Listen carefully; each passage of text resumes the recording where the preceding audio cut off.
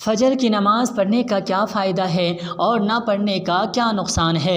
रसूलुल्लाह सल्लल्लाहु अलैहि वसल्लम ने फ़रमाया, जब तुम में से कोई सोता है तो शैतान हर एक की गुद्दी पर 3 गिरह लगा देता है और हर गिरह पर मंत्र पढ़ता है कि सो जा, अभी रात बहुत बाकी है।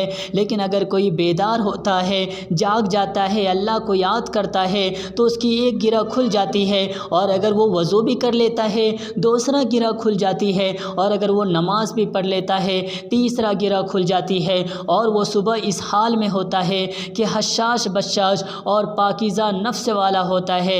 लेकिन अगर कोई ये काम न करे, यानी फ़जर की नमाज न पढ़े, तो वो खबीसुन नफ्स और सुस्त होता है। किताब देखिए सही बुखारी। इस हदीस से हमें ये बातें मालूम होती है कि फ़जर की नमाज नहीं पढ़ने वाला खबीसुन नफ्स यानी बुरा दिल वाला और सुस्त वाला होता है। हो सके